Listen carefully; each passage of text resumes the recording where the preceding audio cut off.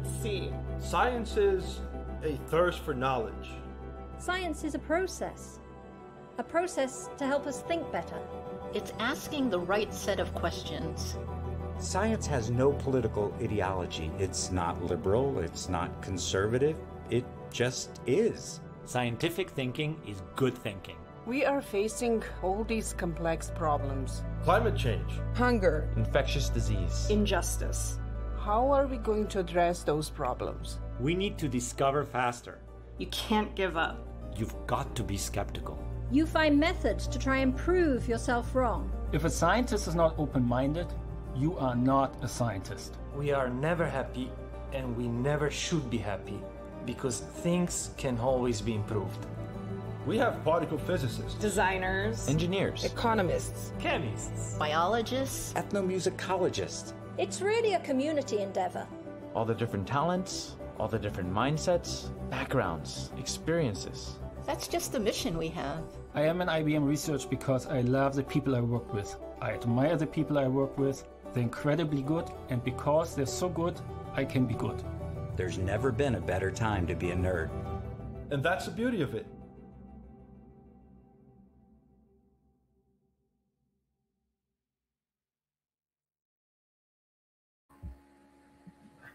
Hi, welcome to What's Next from IBM Research. I'm Shaheen Parks, your host and moderator today. This is the first in a planned series of seminars, which will provide a window into some of the exciting work happening here at IBM Research. The What's Next seminar series will cover topics in areas including artificial intelligence, hybrid cloud, and quantum computing. The format of these sessions will be 30 minutes with some of our leading researchers, divided into two parts. The first half of each session will be a technical talk, which will be followed by a moderated discussion. Please feel free to use the chat feature to ask questions or provide comments throughout today's presentation, and then we'll be able to include them in our discussion. Now, I'm very happy to introduce Pin-Yu Chen, who'll be discussing his work on reprogramming large models with limited resources. Dr. Chen is a research staff member here at IBM, where he is the chief scientist of the RPI-IBM AI Research Collaboration, as well as the principal investigator for several ongoing MIT-IBM Watson AI Lab projects. He holds a Ph.D. from the University of Michigan, and he was awarded an IBM Corporate Technical Award and Master Inventor in 2021. Dr. Chen's recent research focuses on adversarial machine learning and the robustness of neural networks. His long-term research vision is to build trustworthy machine learning systems. Pin-Yu, we're very excited to hear more about your work in reprogramming today. So I'll go ahead and pass it over to you. Okay, yeah, thanks Shaheen for the nice introduction. Hi everyone. So today I'm going to show you a very exciting and cool technology called model reprogramming.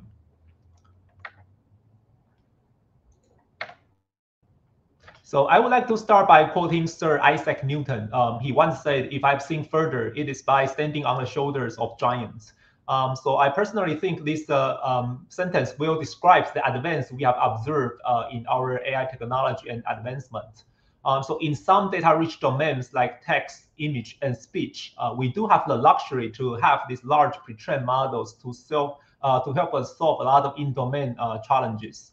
However, one interesting question to ask is, are we able to maximally leverage these pre-trained models to solve problems that we encounter in a new domain, especially resource-limited domains where no pre-trained models are available, and also the data could be limited, such as the medical imaging, molecular learning, and time series.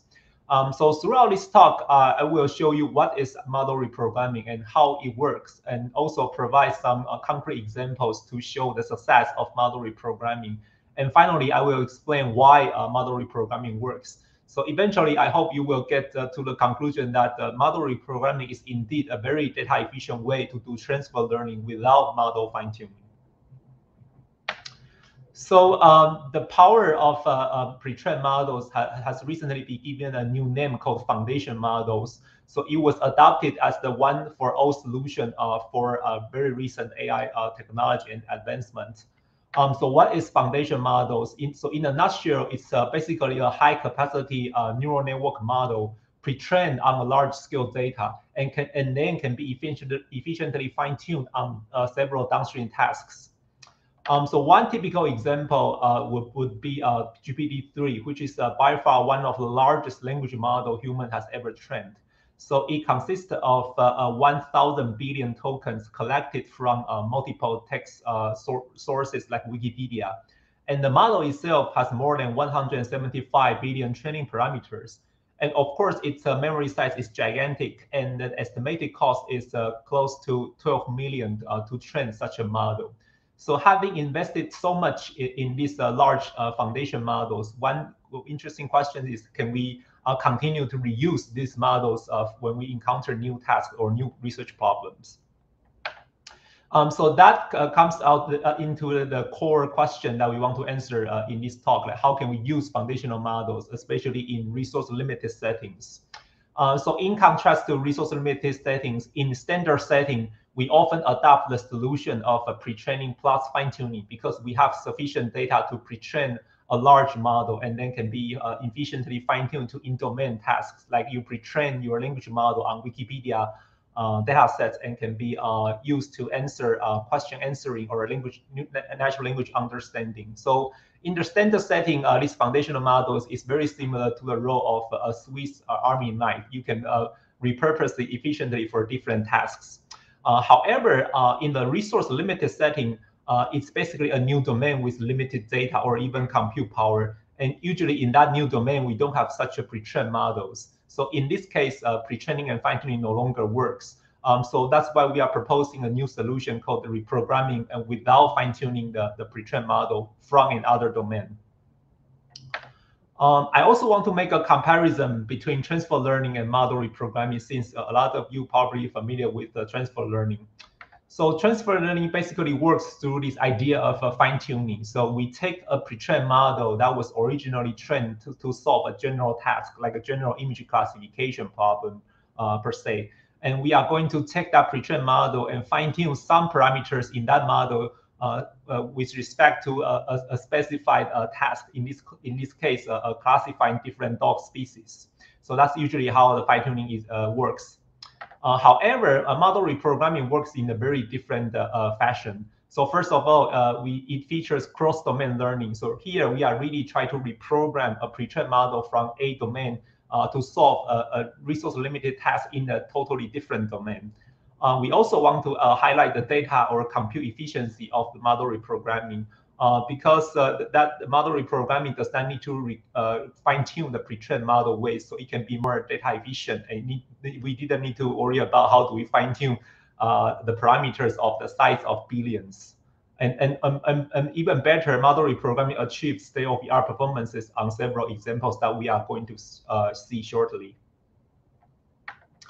So before I go to the details, I also want to show some background to tell you guys how this reprogramming idea comes from. So, so this paper published at IEEE back in 2019 actually introduces reprogramming through the viewpoint of an adversarial. So they were viewing reprogramming as some sort of attack to our machine learning system because the attacker can possibly reprogram a model to perform other tasks without the model developer knowing. So there were some concerns about repurposing the model to do something that it is not designed to do in the first place. But if we look closely at the performance, so here the authors show how do we reprogram a pre-trained image models to solve problems like counting squares in an image or MNIST or CVPR classification tasks. For those of you who are familiar with these tasks, you will notice the test accuracies are okay, but not among the greatest. So their conclusion is the adversarial reprogramming, this idea works, but it is still not clear how can we make most of the fact that the models are reprogrammable. So we follow up this idea and we ask the question, how can we do with the fact that we have foundation models in some domains and we know those models can be reprogrammable? And that leads to our first work called BAR, Blackbox Adversarial Reprogramming, published at the ICML 2020. So we would like to study a few things that was not discussed in the original paper, right? So first, if we can truly do model reprogramming without changing the weights of the pre-trained model, then ideally we should able to reprogram a totally black box model. So here, black box model means the model details is totally unknown to a user. Like a Blackbox API, we are able to use the inference function of that API, but we didn't know what is inside that model. We also want to check how can we do cross-domain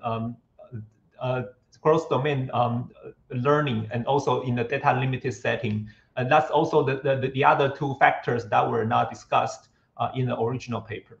So on the right, I'm showing you a typical example of how this black box reprogramming works. So we take a pre-trained model that was originally designed to classify general images.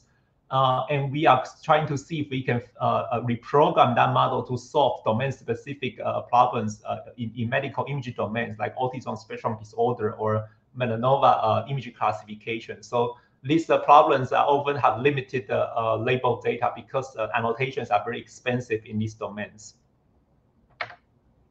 So next, I'm going to show you how reprogramming or black box reprogramming works. So remember, we have these great foundation models. It's basically a pre-trained models on an original domain. In this case, we are using ImageNet as a motivating example.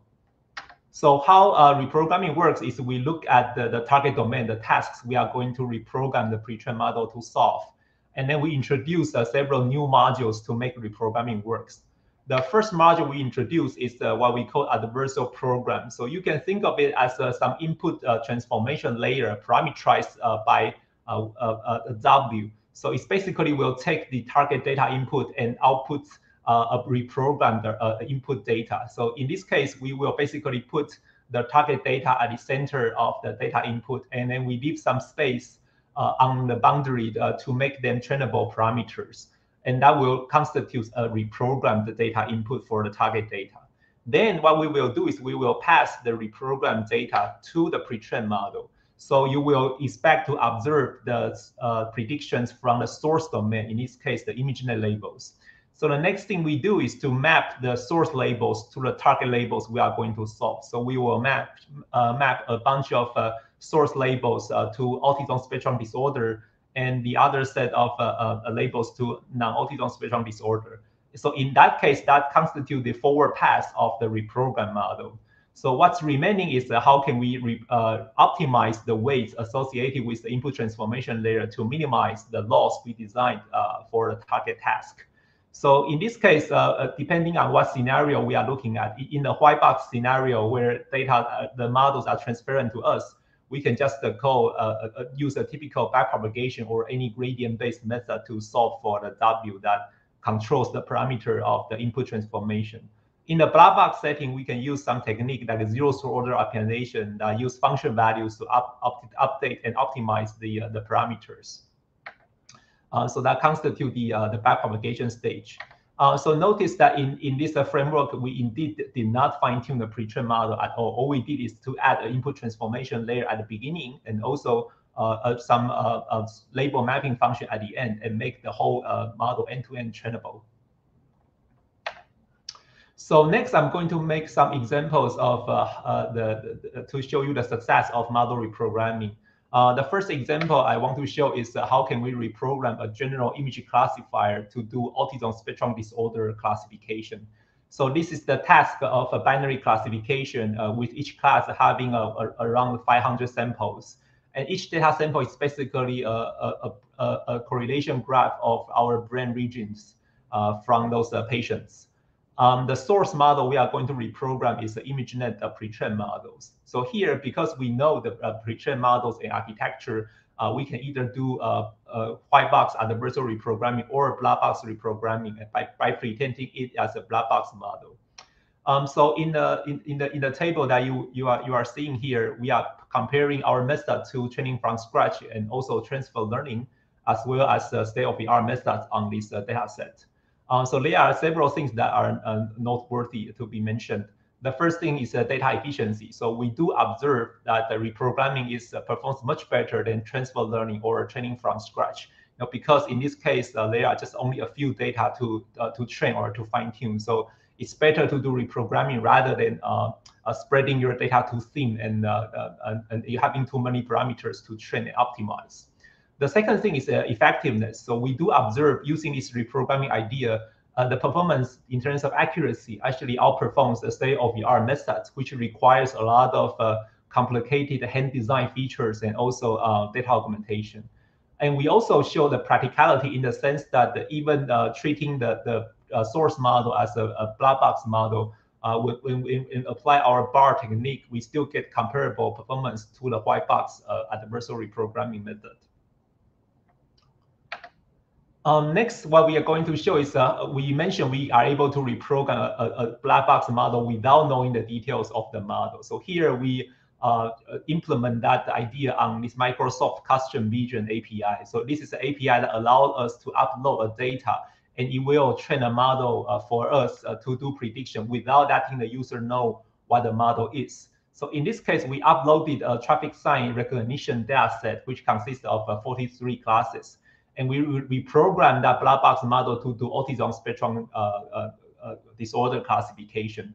So you will see that it only takes about $20 to get a fairly accurate model down here. And of course, if we pay more queries to that API, we will get a more accurate reprogramming capability, and so it will improve the accuracy at the price of increased cost. But overall, this reprogramming idea really works. We can successfully reprogram a traffic sign classifier on the cloud to do autism spectrum classification.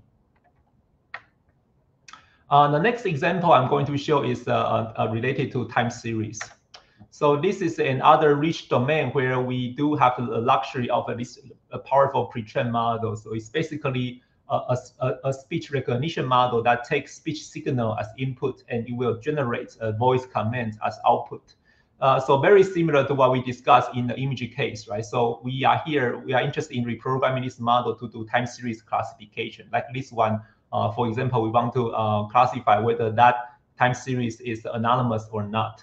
So what we will do again is put this target data into this reprogram layer, and we introduce some space to allow the trainable weights and obtain this reprogrammed input. And then we will put this reprogrammed input to the pre-trained acoustic model, and also need to map the source label to the target label. So it's very similar to what we discussed for an image case. And you can imagine how flexible and how general this method can be, right? So we, in a way, this method is agnostic to what the architecture of the pre-trained model is, right? So it can be a transformer-based a speech model. It could be a UNet-based speech model. But all we really care and all we are really reprogramming is inserting an input layer to reprogram the target input, and also insert some output label mapping function. And that's the only two modules we add to make this acoustic model can be reprogrammed to do time series classification. And on a popular UCR time series dataset, our method actually outperforms state-of-the-art on 20 out of 30 tasks. So this really provides a lot of encouraging news and also excitement for us to apply this general and flexible technique to solve problems in a new domain with limited data.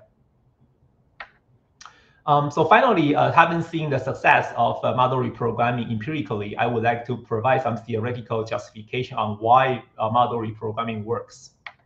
So the first intuition that may come to our mind is there must be some knowledge transfer between the pre-trained model to the problem we are solving. But this really cannot fully explain why we can see this reprogramming works across two very different domains. So we look into this problem, and we actually develop a theory to explain the performance of the model reprogramming. So we are able to show that the performance on the target task, in terms of the risk function, can be upper bounded by the performance on the source task, plus some representation alignment loss between the source and the reprogrammed target data. So this is kind of intuitive in the sense that if I have a perfect dog versus cat classifier, and we are going to reprogram that classifier to do autism spectrum disorder classification, Then if we can assure the representation of the dog can be aligned with the representation of the ASD patients, and also the cat's representation can be fully aligned with the non-ASD patients, then we will know applying this pre-trained foundational model for dog and cat classification can also solve the problem of classifying ASD versus non-ASD classification problems. So that's the intuition of why we have this representation alignment loss. To make this idea more concrete, right, we first look at the distance between the source and the reprogrammed target representations during training. So we will observe that as the model reprogramming trends the input transformation layer, we do observe the distance between these two distributions start to decrease.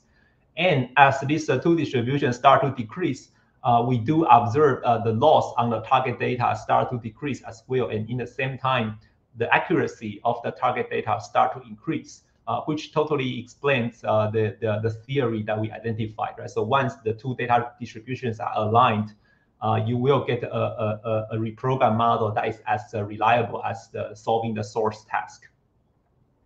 So on the right, I'm just showing a more visual illustration in terms of how this reprogramming works. So here we are showing you the data distribution before reprogramming and comparing to transfer learning, and also the data distribution after reprogramming. So in this case, we would see that before reprogramming, the two sets of data from different classes are not separable. So it will give you low classification accuracy. And even if you do fine-tuning, still the separation power is not great. However, with transfer learning, we are able to almost perfectly separate these two classes and achieve high accuracy. So this holds when we go to a more complex data with more classes. So this is really the power of reprogramming. So finally, I would like to give 3 takeaways. The first thing is I introduced the model reprogramming in this talk, which I believe is a very powerful paradigm for doing data-limited cross-domain transfer learning with these large pre-trained models or foundation models. And I show you some empirical success in general imaging to medical image, and also human voice to time series. We actually show we can also reprogram a natural language processing model to molecule learning problems, and we can talk more about that in the discussion time. Finally, I provide some theoretical justification in terms of why this model reprogramming works, and we can show that the target task can be solved as efficiently as the source task if their representation can be perfectly aligned. Lastly, we also release our codes for our published papers to reproduce our results. And also here are some references for those of you who are interested in getting to know more. With that, I will end my talk and give it back to Shaheen. Thanks, Binyu. As we jump into our discussion portion of this talk, I want to take a minute and invite IBM clients to submit any questions you have through the WebEx chat, and we can certainly fold them in. But to get us started, Binyu, it sounds like from what you've said that Reprogram really offers a significant improvement in efficiency over retraining and fine-tuning an existing model. Could you elaborate a little bit for us on kind of the differences between retraining and fine-tuning and reprogramming, and maybe talk a little bit about when you might choose one versus the other?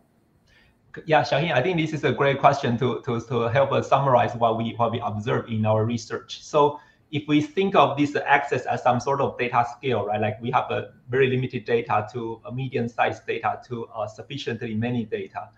So in the data-rich regime, right, either fine-tuning or training from scratch will give you a good performance because it's data-rich, and we should let the machine learning model learn how to solve the task by exploring the data. However, things become more interesting and challenging when we go to the data-limited regime, where we don't have enough data to train a large model like a neural net.